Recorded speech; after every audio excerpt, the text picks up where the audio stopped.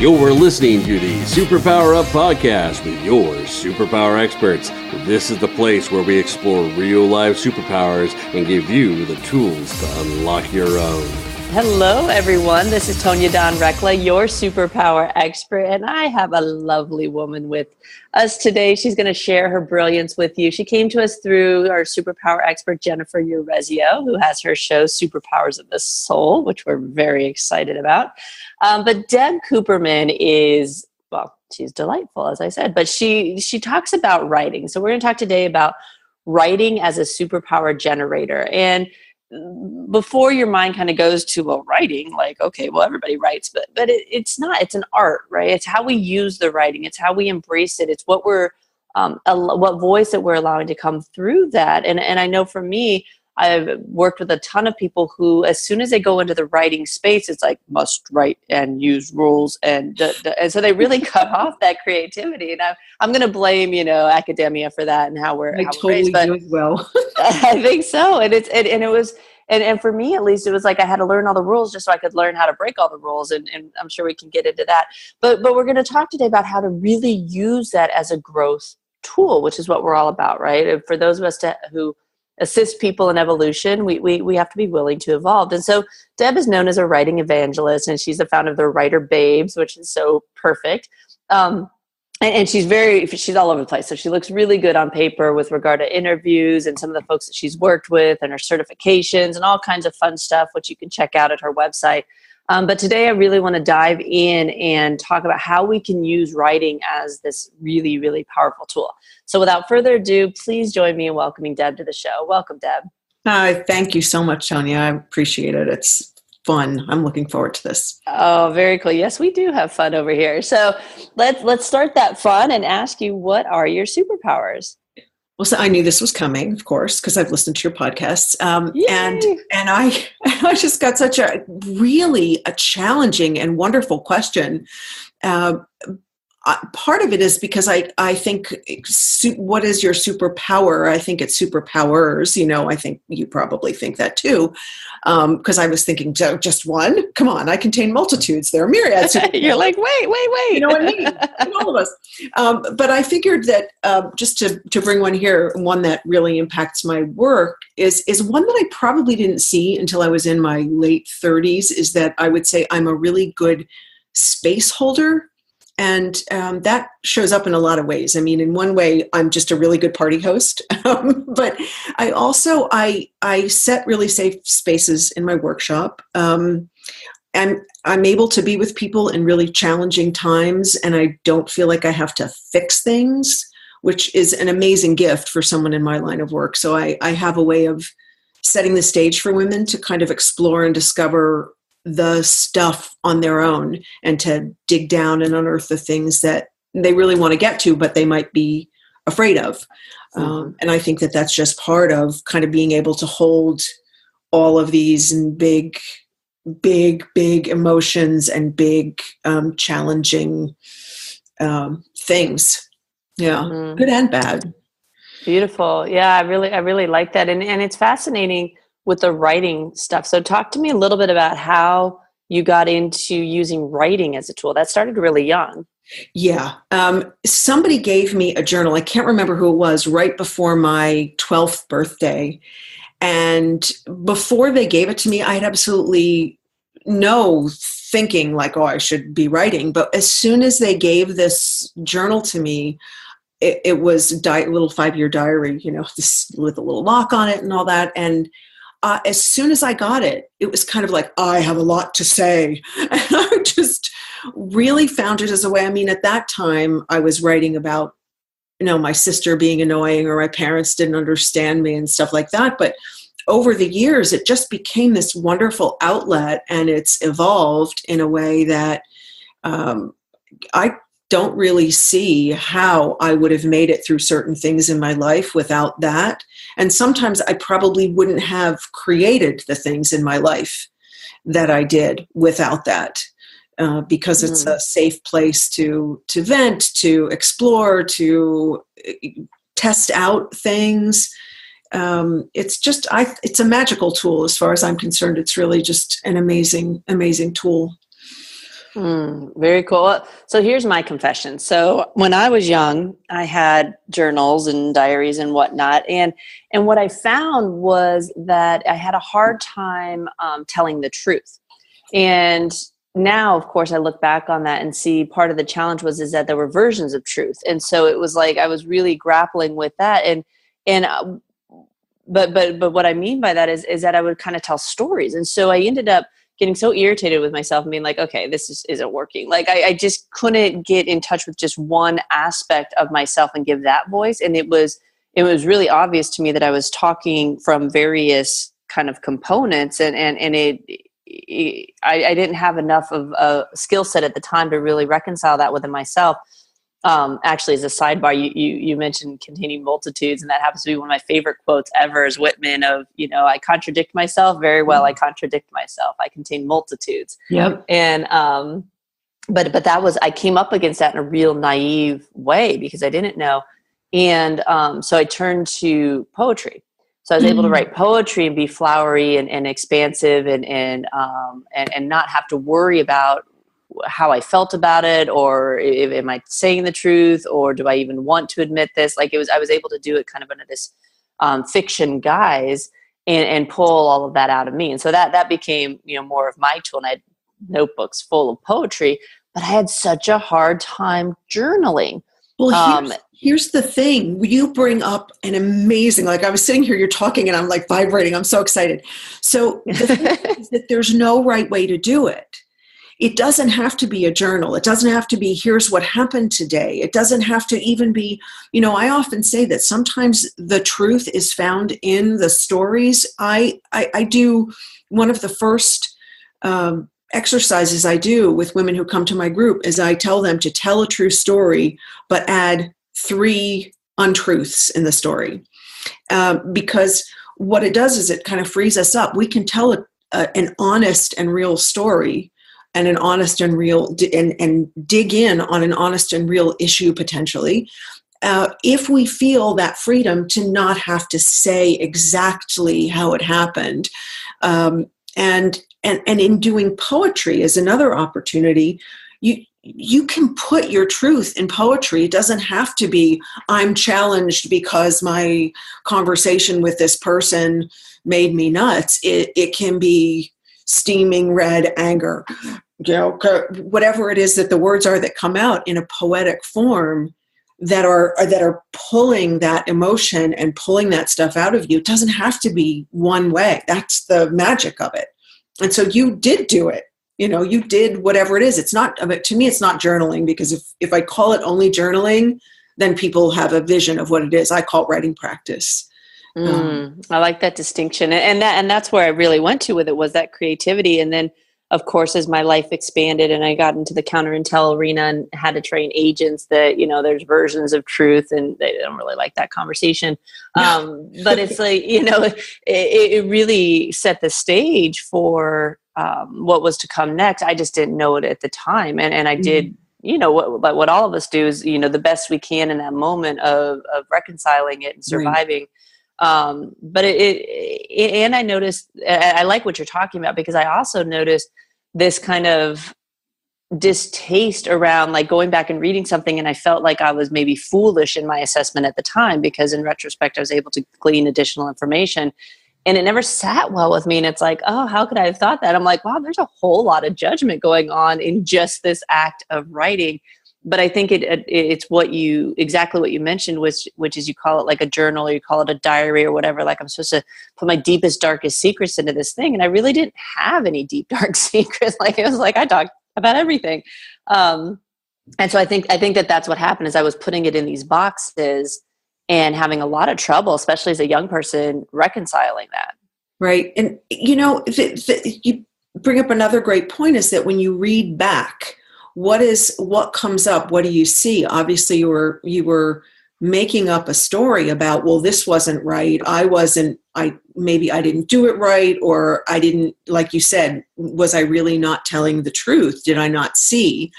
I find amazingly, sometimes I will look back on things that I wrote, and I know at the time that I was hiding something from myself, and I can read it and I can see underneath how I'm writing around it. And I have compassion for that woman because she was almost there and she just couldn't see it yet. And what I love about that is it helps me have compassion for the people that I work with myself now, and to be able to say, this life thing is a process. You don't just wake up and get it one day like, oh, now I know how to live my life really well. It's a process, and you're going to have to traverse all these different challenges and things about yourself and about the world around you. And if you're in process, and if you allow yourself that in the way you write, you have an opportunity in there to kind of be kinder to yourself, because it's never perfect. It's never going to be perfect. Yeah, that took me a very long time to get to. It was, and part of it was the journey of me having this compelling need to get somewhere. And that's, I talk about that a lot, about the energetic waves that we agreed to ride here. And I wasn't going to stop feeling less than until I got there and could see why I use that as the drive. I often tell people early on that self-doubt was my secret weapon. And now, of course, self-reflection and introspection, it's been able to mature. But it took that to go, wait, no, like, you're lying. Like, what is going on here? Like, I had that human behavior component was so compelling for me, even as I witnessed it in myself. And so I think some of that depends on what journeys we select. But it took me a long time to get to where I could relax into exactly what you're talking about, which is, it's the experience of it. And we all chose different paths, and we all kind of come to in different moments, and that's okay. But that wasn't going to be the message early on. So how did you, getting from the writing really worked with you? What was the transition into working with others on that? It's hard to make this a short story, but I'll do my best.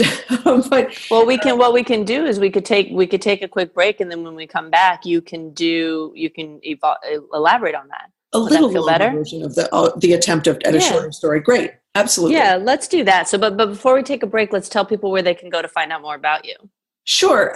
My website is my name, Deb Cooperman. Cooperman, debcooperman.com. And I've got a little present for your people. So if they want to go to debcooperman.com/superpowers, they can go pick up a little something that I have for them to help them either get started or deepen their own writing practice.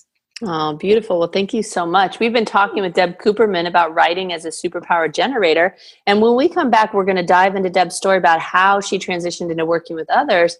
And I feel like that's going to resonate with a lot of you as you open up to your own gifts and abilities and how you can work with other people. So stick with us, and we'll be right back. Are you here to change the world? Do you talk about things like vibration, frequency, awakening, and consciousness? Are you pretty sure you have superpowers? The Superpower Net is unlike normal coaching programs and conscious communities. We provide training, intuitive guidance, peer-to-peer learning, intensive one-on-one coaching, and a high vibrational network of people just like you. When you join the net, you get 24/7 access to a collaborative group of people who support you as you master your personal power and unlock your superpowers. If you're ready to use your superpowers to change the world, then join the Superpower Net today. Visit superpowerexperts.com/the-net to learn more. Awesome. You're listening to the Superpower Up podcast, and we're talking today with Deb Cooperman about writing as a superpower generator. So Deb, before the break, I asked you a question that we alluded to. We're going to elaborate on to, right now, about how you transition from using writing as a tool for your own self-healing to helping others in that capacity also. Yeah, well, again, as you said, I've been doing this since I was a kid, and I knew that it was helpful to me. What I started to do, it probably, I'm trying to remember when, it actually doesn't matter, but at one point, I was married, and my now ex-husband got an opportunity to move us to Australia for a job, and we lived in Australia for a couple of years.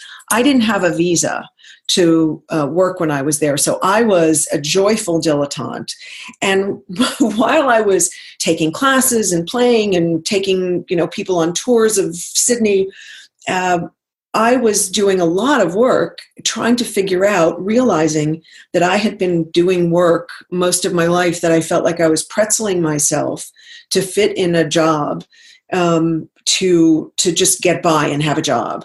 And I thought there's got to be a way that I can bring more of myself to my work. And so I started sort of exploring what that might look like. And eventually, after my marriage ended, I wound up being, as I like to say, I was a bit of a cliche. And as statistics, I drove to California and moved to California for a few years to kind of play it, figure it out, figure out a new thing. And while I was there, I had to work, and I got a job working for the Coaches Training Institute, which is one of the top coach training organizations in the U.S. Now, people had always told me that I was, you should have been a therapist, you should have been a therapist, you're really good with people. And so I found myself doing public relations and promotions for this organization and taking classes and thinking, oh my God, I found my thing. But I found that I didn't love the one-on-one stuff so much. I got into this thing where I felt like too much responsibility, and I felt like the process needed to be theirs. But I wasn't that great at holding space at the time. I wanted to fix it at the time, and somebody come with me with a challenge, and I'd be like, oh, I'll fix it. And what I eventually did was I realized that when I worked with a client who was willing to write, they did better. They grew faster. They paid more attention. It wasn't just expecting me to help them figure it out. And I'm sure that I brought a lot of that to them. They didn't just come to me going, help me figure it out. I certainly had a lot to do with that. But when I eventually realized that what worked for me could work for other people, I started using it in the coaching. And then I found, just bringing it to groups as, really I did it just kind of as it will be fun to do with groups. And then that just kind of took off. And I realized that there was a superpower in that, in holding those groups and creating a space for women to explore this stuff in a group, because it's a safe space. And then they're among other people who are also exploring, and there's that safety in being vulnerable in a group. Which I know you guys know, because you do that in your own program. So, when you're in a group, I think that the growth can really, losing, I don't know what the word is that I want, but I think it really helps people in their growth. Yeah, that support. And I think it is so crucial, especially, as we're entering into spaces that feel alien to us, that feel kind of foreign to us, and we don't know what it looks like. I think it's helpful to have people who can say, hey, this is what that space looked like for me. Yeah. I ventured into it. I survived. There's a good chance you're going to as well. Yes. And also, you don't have to do it alone. I know that was a big part of my journeying, is so much of it I was alone in. And because of what I agreed to do here and how that worked, and never truly alone, obviously. My husband's always been my biggest fan. And but a lot of times, I would laugh because I'd stomp my foot and be like, where's my Tonya? And he'd just kind of look at me like crazy and be like, do you remember who you are and what you came here to do? And it's like, and I think that's true for so many of us. I'm not unique in that capacity, that our work is our work, and no one can do it for us. No one's doing it with us. But certainly people can walk beside us. And that was the vision I saw as I got more and more clarity around the collaboration piece for this, is that so many people are standing, on the top of their own mountain peaks. And it's like, look, I get it. No one else is up there with you, but look to your left and look to your right. There are other mountain peaks, and other people are standing up there. And it's time that we join forces and can honor the mountain each one of us climbed, and still support and love and encourage each other in our growth, knowing that it's not the same. I mean, of course, at the end of the day, it's identical, but it's not the same. We're not experiencing it the same. So it gets really kind of confounding. Yeah. So I think it's so crucial to have those support mechanisms. And and love, really. I mean, I laughed the other day. I was like, I think really all any of us are doing are teaching each other to love. Like, I really, that's my newest suspicion is like, love yourself, love other people. It really is that simple. But we have all these gateways and tools that we utilize because we all brought our unique packaging of superpowers into the world. Right. To evolve. And I love what you said at the beginning of the show. Like, of course, we don't have one. In fact, I think we have all the superpowers. Like, which ones are you predisposed to? Which ones do you really want to incorporate? Which ones do you want to master? And that's where choice comes in and real discipline. So I like what you're doing from the perspective of not only is it a tool, but it's also one that you have to do. Like it's not enough just to sit back and say, oh, I want all the benefits of what Deb's talking about. But it's like, okay, great. Then you have to do what Deb does. And do the writing piece. Yeah, it's not. I find that a lot of people, the hardest part is getting started. Mm-hmm. Where do I start? What do I do? A lot of people who come to me say, I'm afraid of what I'm going to find. And so there's so many ways to, be gentle with yourself, to start, small and not expect, there's so many things that say, you should write every day to have the benefits of a writing practice. And I say, just do it when you can, in the beginning, even if it's only 5 minutes once a week. I think you'll find after a while that it becomes a thing that when you get, a lot of people start at the only time they write is when they're angry. And that's okay, because then you'll find the benefit. And then you might say, oh, I want to celebrate something, or I'm exploring something. I want to see what comes up when I start to put pen to page. So I just think it's a process, and it, just like life, it's going to change, it's going to morph. But if you're committed to the process, and the process of the writing, a process of your own life, then, you've got yourself a partner that you can take anywhere. I always say it's portable, affordable, and it's pretty amazing. So let's say someone's listening right now. They're like, okay, all right, Deb, you've convinced me. I'm going to do this. I want to just start and take action, other than, obviously touching base with you and taking advantage of the free gift that you're offering to folks. What are some practical, like 1, 2, 3, like, how do you do this? Like, what can people start doing now that will have an impact and walk them closer to developing that as a habit? One of the things that I like people to start with is to just get a piece of paper and start writing. Seriously, write your to-do list.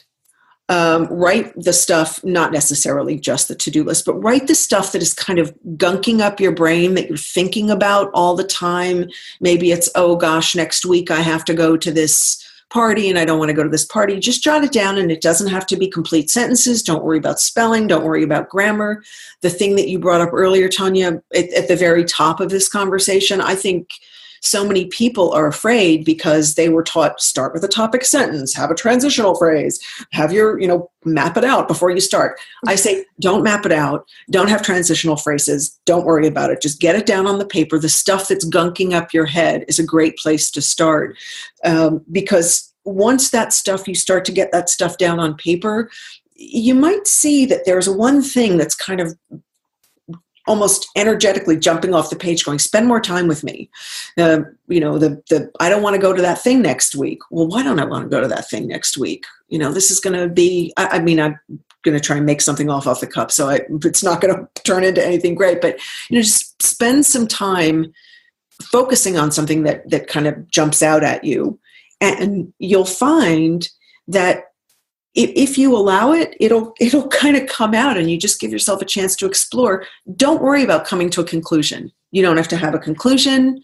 Just explore on the page. That's one thing that I think is super helpful and a way to get started, because that's something that it's accessible to anyone. What's been on my mind? What has been driving me crazy? What's been ticking me off? What's got to get done next week? What's happening on the news? What's the tension in my shoulders? Just get that stuff down on the page, and usually you'll find something that's going to jump out and say, I got to spend a little more time with this, and then just do that. I like that. Well, and it's funny as you're talking, like that was the exact same process I used with when I started reading tarot cards as a counterintelligence agent, because it was like I had these things mulling around in my mind and I couldn't quiet down the chatter long enough to really tap into my own intuition, and I needed a tool to do that with. Mm.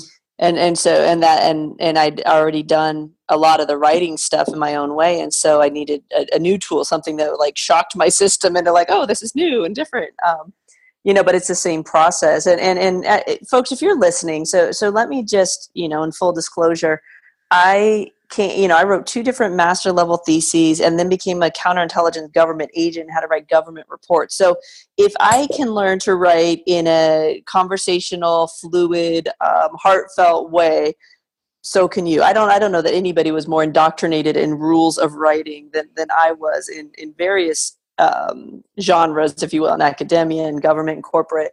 And so there is a little bit of undoing that goes on, and perhaps a trick would be to not look at this as writing, but as, call it something else. Call it creative flow or something, because, like Deb touched on earlier, when you call it, writing or journal, it was journaling you were talking about instead of a writing practice, we kind of flip into that part of our brain and are like, must write, like I said earlier, like this robotic, like, and I'm like, I was telling Neva the other day, our 8-year-old daughter, she was we were working on an assignment for her homeschooling, and it was like she completely changed personas as soon as she sat down in front of a piece of paper with a pencil. I'm like, what are you doing? Like, who are you right now? And she's like, well, and her brain had gone into overdrive because, one, she wanted to say, she goes, I want to use as few words as possible because then I don't have to write as much. It's so, God, you bring this is so amazing, Tanya, because I think so many people get themselves in whatever, so many people think, well, I have to write for work. I don't want to write for myself. Or I can't, like you said, I write this one way and it's hard to do. I was in marketing and public relations, and, I was all about you got to put the lead up at the top of the press release. They got to know what they're reading. They got to know what you're talking about. And then I was a freelance writer, and, you kind of have ways that you do things. But one of the things that happens with this is, people come to me and say, well, can you help me write a book? And I always say, that's not what I'm really here for. Yes, what I do could help you if you wanted to write a book, but I'm not here to help you write a book. Mm-hmm. I'm here to help you learn how to free up the way you think. You're just doing it on paper. Free up the way you think so that you can explore your own life, so you can explore your choices, so that you can understand yourself better. And if you break some of those rules, another one of the things that I do, and I highly encourage your people to try this. This is another thing. After you get all that stuff down on your, the gunking up your head stuff, try writing as badly as humanly possible. Right? Write something like, what is happening? Just pick something. Write about, a movie you saw, and write as badly as you possibly can. And what I think will happen is that you will find it very challenging to write badly. Everything in me is like, no. Right. And people always say to me when I offer that, what do you mean by write badly? I say, I don't know. What do you think writing badly is? And then I'll just try it. Because if we try to write as badly as possible, we try to write in a way that is, because we think we have to write really well. So there's got to be, like, what's the opposite of really well? Well, that's not well, that's badly. So what is badly? And then you try it, and it's really hard. It's really hard to write badly. So it's this wonderful experiential way to say it's okay to write, badly, because you're still going to come up with insight and things that you'll reveal about yourself, because it's not about writing perfectly. If you want to write a book, eventually you're going to need to polish things up and edit and all that kind of stuff. But that's what editors are for. That's what your friends are for, to help you edit, or, professional editors. Just don't worry about the grammar and the transitional stuff. That's just a waste of your time.